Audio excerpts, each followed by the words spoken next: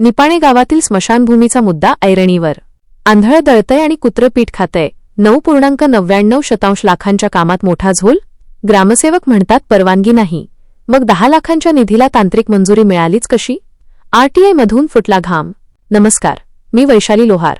आपण पाहत आहात भ्रष्टाचार न्यूज. जळगाव प्रतिनिधी भ्रष्टाचार न्यूज. एरंडोल तालुक्यातील निपाणे येथे नवीन स्मशानभूमी बांधकामाच्या प्रकरणाने आता प्रशासकीय वर्तुळात तीव्र खळबळ उडवून दिली आहे. स्मशानभूमी बांधकामासाठी ग्रामपंचायतीने कोणतीही परवानगी दिलेली नाही, असा दावा स्थानिक ग्रामसेवक करत आहेत. मात्र दुसरीकडे माहितीच्या अधिकारातून आरटीआय समोर आलेल्या कागदपत्रांमध्ये सविस्तर अंदाजपत्रक, तांत्रिक मंजुरी आणि संबंधित उच्चपदस्थ अभियंत्यांच्या स्वाक्षऱ्या स्पष्टपणे दिसून येत आहेत. कामाची मुदत संपून 16 महिने उलटले तरीही जिल्हा परिषद अभियंत्यांचा ठेकेदाराला पाठिंबा. कार्यारंभ आदेशातील अटींनुसार या कामाचे स्वरूप आणि नियम खालीलप्रमाणे होते. आदेश दिनांक 20 जानेवारी 2025. कामाची मुदत 3 महिने. मुदत समाप्ती 20 एप्रिल 2025. सध्याची स्थिती आज 21 ऑगस्ट 2026 पर्यंत 16 महिने उलटून गेले तरी काम अपूर्ण. तांत्रिक टिप्पणी क्रमांक 14 मध्ये स्पष्ट नमूद आहे की इमारत बांधकामाचे काम सुरू करण्यापूर्वी इमारत ज्या गावात आहे तेथील स्थानिक प्राधिकरणाच्या ग्रामपंचायत सक्षम प्राधिकाऱ्याची मान्यता घेऊनच काम सुरू करावे, असे स्पष्ट निर्देश असतानाही जिल्हा परिषदेचे इंजिनियर बोरसे यांनी कोणत्या अधिकारावर काम सुरू करू दिले? लाईन आऊट न मारता ठेकेदाराने मनमर्जीने काम सुरू केलेच कसे? 20 जानेवारी 2025 रोजी कार्यारंभ आदेश काढल्याचे आणि 3 महिन्यांची मुदत असल्याचे स्पष्ट झाले. परंतु 16 महिने जास्त होऊनही इंजिनियरने ठेकेदाराला वाढीव दंड लावलेला नाही. मग एवढे दिवस जिल्हा परिषदेचे इंजिनियर कुंभकर्णी झोप काढत आहेत का? ठेकेदाराला दंड लावल्याची नोटीस दिली आहे का? ठेकेदाराला का वाचवत आहेत?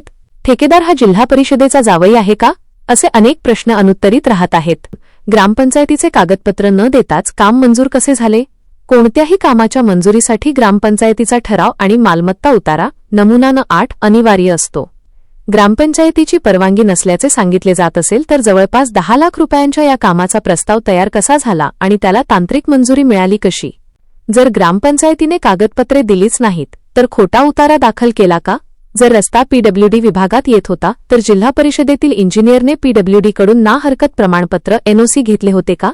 इंजिनियर व ग्रामसेवक नेमके कोणाला वाचवत आहेत हे समजण्यापलीकडचे आहे.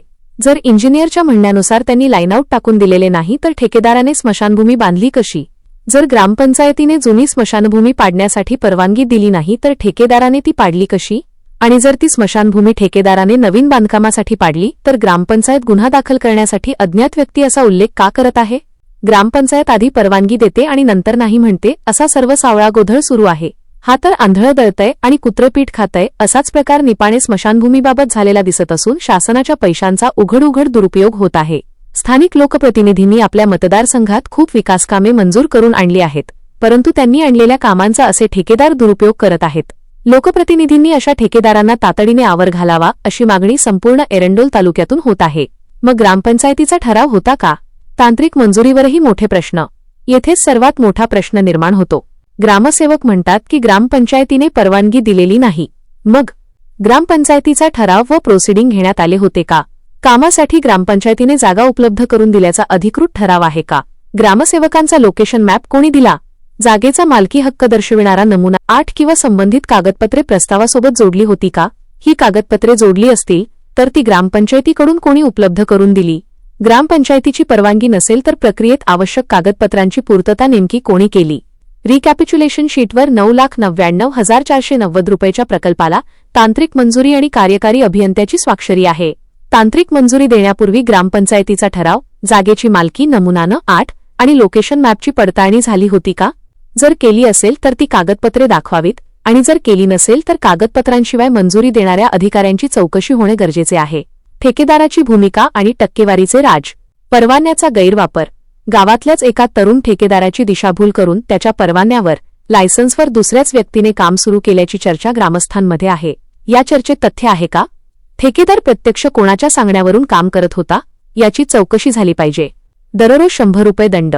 काम निर्धारित मुदतीत पूर्ण न झाल्यास ठेकेदाराला दररोज 100 रुपये प्रमाणे दंड आकारला जाऊ शकतो. मुदतवाढीचा अर्ज केला आहे का? दंड आकारला आहे का? हे स्पष्ट झाले पाहिजे. टक्केवारीचे राज. बांधकाम विभागात कामांच्या मंजुरीपासून बिलांपर्यंत कथित टक्केवारीचे राज चालत असून बोगस कामांना अभय व प्रामाणिक ठेकेदारांना त्रास दिला जात असल्याचे आरोप होत आहेत. वरिष्ठ अधिकाऱ्यांनी याची निष्पक्ष चौकशी करावी. आता प्रशासनाने या प्रश्नांची उत्तरे द्यावीत. ग्रामपंचायतीचा ठराव होता का? नमुना न. 8 कोणी दिला? लोकेशन मॅप कोणी तयार करून दिला? प्रस्तावासोबत कोणती कागदपत्रे जोडली होती? तांत्रिक मंजुरी देताना कार्यकारी अभियंत्यांनी कोणती कागदपत्रे तपासली? ग्रामसेवक परवानगी नाही म्हणतात, मग इंडियन रुपी 9.99 लाखांच्या कामाला तांत्रिक मंजुरी कशी मिळाली? या संपूर्ण प्रक्रियेत नियमांचे उल्लंघन झाले असेल तर जबाबदार कोण? आरटीआयमधून समोर आलेल्या कागदपत्रांमुळे हे प्रश्न आता अत्यंत गंभीर झाले असून निपाणी स्मशानभूमी बांधकामाची उच्चस्तरीय चौकशी करून संपूर्ण सत्य जनतेसमोर आणावे अशी मागणी ग्रामस्थांकडून होत आहे. भ्रष्टाचार न्यूजचा सवाल: कागदपत्रांवर स्वाक्षरे आहेत, मंजुरी आहे, मग ग्रामपंचायतीची परवानगी नेमकी कुठे आहे? ग्रामपंचायतीने परवानगी दिली नाही तर अज्ञात व्यक्तीचे नाव माहिती असूनही अज्ञात व्यक्ती असा उल्लेख का करत आहेत? आणि गुन्हा दाखल करण्यासाठी ग्रामपंचायत मागे का लपते आहे? असे एक नाही, अनेक प्रश्न समोर येत आहेत.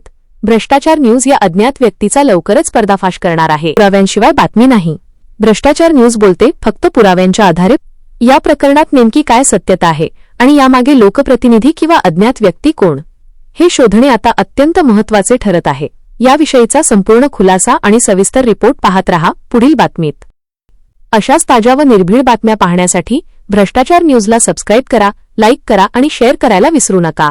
आपण पाहत रहा भ्रष्टाचार न्यूज. मी वैशाली लोहार, भ्रष्टाचार न्यूज, जळगाव.